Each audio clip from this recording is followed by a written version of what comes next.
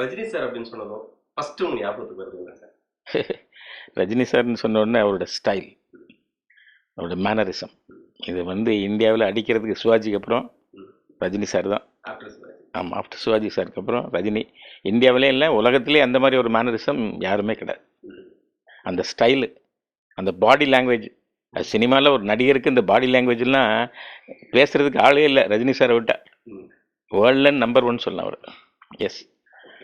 First தியேட்டர்ல போய் பார்த்து செலிப்ரேட் பண்ண ரஜினி சார் படம் என்ன? முதல்ல நான் முதல்ல நான் சென்னைக்கு வந்து நான் ஓவியக் கல்லூரியில் மாணவனாக வந்தேன். நான் 16 வயதுலேயே தான் முதல்ல நான் பாரதி ராஜாவோட படம் நான் தியேட்டரில் பார்க்குறப்ப ரஜினி சாரோட அந்த பரட்டை கேரக்டரு எல்லாரும் மனசுலையும் இருந்துச்சு. அவரோட அதான் அதுலேயே அந்த பாடி லாங்குவேஜ், அவரோட லாங்குவேஜ், ஆமாம் இது எப்படி இருக்குது இதெல்லாம் எல்லாரும் இது வந்து நினச்சி நடிக்கலாம் முடியாது. இது அவர் பிறந்திருக்காரு, அவருடைய ஆன்மா இதுக்காக பிறந்து வந்திருக்கு இந்த மாதிரி ஒரு கேரக்டர் பண்ணுறது. அவர் மிகப்பெரிய ஆன்மீகவாதி. அவர் சாதாரண அந்த நடிப்புங்கிறது சாதாரணமாக நினச்சி எல்லாரும் சொல்லி கொடுத்தெல்லாம் பண்ணுறது இல்லை, அதற்காகவே அவர் பிறந்திருக்கார். ரஜினி சாரோட முதல்ல எப்போ சந்திச்சிங்களா? ரஜினி சாரோட நான் சந்திக்கிற எனக்கு கிடைச்ச வாய்ப்பு வந்து என்னோட காதல் தேசம் படம் ப்ரிவியூ நாங்கள் ரஜினி சாரை கூப்பிட்டு போட்டு காமிச்சோம். அது ஒரு பெரிய பாக்கியம் எனக்கு. அது பிகாஸ் அவர் படம் பார்த்து கதர் என்ன எப்படி பண்ண எப்படி அந்த செட்டுலாம் அப்படி இப்படின்ட்டு அதை ரொம்ப வியர்ந்து அதான் அவர் மிகச்சிறந்த ரசிகன், அவர் மிகப்பெரிய கலைஞன். அதான் அதனுடைய அந்த பாவம் அதெல்லாம் இன்னும் கண்ணுக்குள்ளே நிற்கிது. அப்படி கதர் எப்படி நல்ல அப்படின்னு அந்த ஒரு ரசித்து ஒரு விஷயங்களையும் பார்த்து என்னை ரொம்ப பாராட்டினார் அந்த படத்தை. அது எனக்கு கிடைச்ச மிகப்பெரிய கிஃப்ட் அது. இல்லை, எனக்கு ரஜினி சாருக்கு படம் பண்ணனா நான் வந்து இப்போ அவர் வந்து பயங்கரமான பெரிய மாஸ் ஆக்ஷன் ஹீரோவாகிட்டார். அகிலை வந்து அந்த மாதிரி எண்ணங்கள் இருந்து, பட் நான் வந்து அவருடைய ரசிகன் வந்து எனக்கு அவரோட பெஸ்ட் ஃபிலிம்னா முள்ளு மலரும். அப்புறமா அந்த மாதிரி ஒரு நடிப்பு, அந்த மாதிரி ஒரு கேரக்டரு, நான் ரொம்ப தப்பு தாளங்கள், அதெல்லாம் என்ன மாதிரி படங்கள் நான் ரொம்ப ரசிகன். அந்த மாதிரி காலகட்டம் நான் வந்து டைரக்டராக வரும்பொழுது அவரெல்லாம் சூப்பர் ஸ்டார் ஆகி வேறு மாதிரி ஆக்ஷன் அது மாதிரி பெருசாக போயிட்டதுனால நான் அதை பற்றி பெருசாக யோசிக்கல. ஆனால் அதெல்லாம் அவரோடலாம் நடிக்கிறது வாய்ப்பு கிடைக்கிறது ஒரு பெரிய கிஃப்ட். இப்போ அவர் கூட ஒர்க் பண்ணுற டைரக்டர்ஸ் எல்லாம் பெரிய பாக்கியசாலிகள்.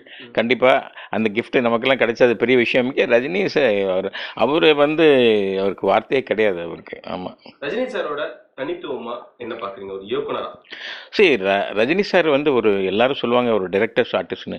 அவர் வந்து இப்போ 6 மணிக்கு செட்டுன்னு சொன்னால் கரெக்டாக 5:55க்கெலாம் செட்டுக்கு எல்லாருக்கும் முன்னாடி வந்துடுவார். அந்த சின்சியாரிட்டி ஃபஸ்ட்டு. அப்புறம் வந்து ரஜினி சார் அப்படின்னா ஒரு ப்ரொடியூசருக்கு என்ன சொன்ன டேட்டில் கரெக்டாக படம் பண்ணி கொடுக்குறது, கரெக்டாக அது ப்ரொடியூசர் அதில் லாபம் சம்பாதிச்சாரா அந்த படம் அந்த மாதிரி நோக்கத்தோடு நடிக்கிறது. ஏதோ காசு வந்துச்சு நடிச்சுட்டு போனோம் இல்லை. இந்த ப்ரொடியூசர் அதனால் ப்ரொடியூசருக்கு அதை நஷ்டம்னா திடீர்னு அந்த ப்ரொடியூசர் கூப்பிட்டு டேட்டு கொடுத்து பல ப்ரொடியூசர்களுக்கு டைரக்டர்களுக்கு பாலச்சந்தர் சார் கம்பெனிக்கெல்லாம் அவர் நிறைய முறை பண்ணியிருக்காரு. Rajinikanth greatest man, greatest actor மட்டும் இல்லை, ஒரு பெரிய கிரேட் ஹியூமன்.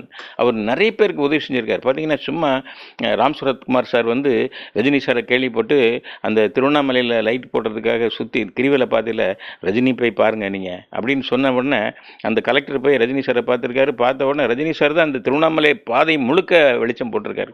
அவர் அந்த பாதைக்கு மட்டும் இல்லை, பல பேர் வாழ்க்கையில் வெளிச்சம் போட்டிருக்காரு ரஜினிகாந்த். அவரை வெளியே தெரியாமல் அதை பெரிய பப்ளிசிட்டி பண்ணாமல் இருக்கார். அதனால் மிகச்சிறந்த நடிகர், மிகச்சிறந்த மனிதாபிமானி அவர். அது மாதிரி மிகச்சிறந்த ஆன்மீகவாதி அவர். இதெல்லாம் சேர்ந்த ஒரு பிறவி ஒரு கிடைக்கிறதுங்கிறது பெரிய கிஃப்ட்டு. அது தமிழ்நாட்டுக்கு நம்ம கிடைச்ச ஒரு பெரிய கிஃப்ட்டு மிஸ்டர் ரஜினி சார். டைரக்டரா ரஜினி சாரோட கெரியரில் உங்களுக்கு பிடிச்ச 3 படத்தை நீங்கள் சொல்லலாம். ஏற்கனவே சொல்லிட்டேன் நான். ஒன்று எனக்கு வந்து ரொம்ப பிடிச்ச படம் எனக்கு மகேந்திரன் சாரோட முள்ளு மலரும், அது பாலச்சந்திரன் சாரோட தப்பு தாளங்கள், இதெல்லாம். அப்புறம் வந்து ரஜினியும் கமலும் சேர்ந்து நடித்து அது பயங்கர ஸ்டைலு. அது வந்து இளமை ஊஞ்சல் அடுக்கிறது. இந்த 3 படம் வந்து என் மனசில் இப்போ என்னோட காதல் தேசம் ஸ்டைல்லாம் அப்போவே ரஜினி சார் வந்து அப்போ நாங்கள் காலேஜ் படித்த அந்த டைமில் பண்ண படங்கள், இளமை ஊஞ்சல் அடுக்கிறது, இதெல்லாம் என்ன பியூட்டிஃபுல் ஃபிலிம். முள்ளுமரம் அவருடைய கேரக்டர் இருக்குல்ல, அந்த பேஷன் வந்து அவர் வந்து என்னென்னா கோபக்காரன், ஆனால் கோபத்தில் தான் குணம் இருக்கும். அதை ரொம்ப அழகாக பண்ணியிருப்பார். கோபக்காரன் ஆனால் பயங்கர குணம், அந்த தங்கச்சி மேலே இருக்கிற அந்த பாசம், அதை காதல் அப்படி வெறுக்கிறது, அதெல்லாம் பர்ஃபார்மன்ஸ் யாருமே பண்ண முடியாது. அதோட வந்து ரஜினி சாரோட ஸ்பெஷல் என்னென்னா அவருடைய கண்ணு, அவருடைய பார்வை இருக்குல்ல, அந்த சின்ன கண்ணில் இருக்கிற பவர் இருக்குல்ல, எனக்கு தெரிஞ்ச எந்த ஆர்டிஸ்ட்டுமே கிடையாது. ஆமாம், ஈவன் ரஜினி, கமல், எம்ஜிஆர், சிவாஜி கூட அந்த கண்ணு கிடையாது.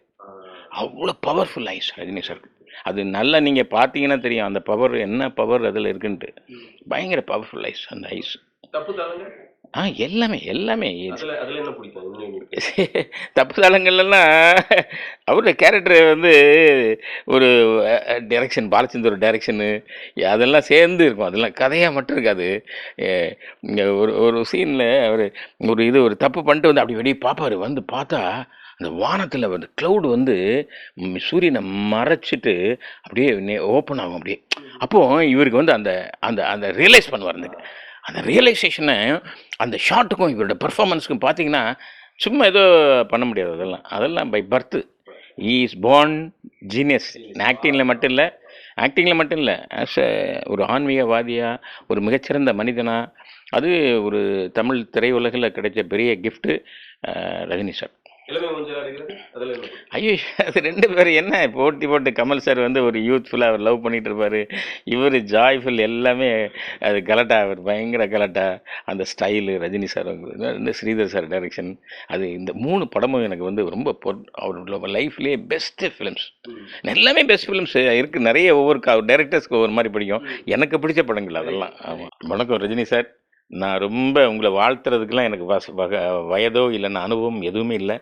நாங்கள் நீடூழி நீங்கள் சந்தோஷமாக ஹாப்பியாக இன்னும் மிகச்சிறந்த வெற்றிகளை, நீங்கள் படையாத வெற்றிகள் கிடையாது, எல்லாத்தையும் நீங்கள் பெறணும்.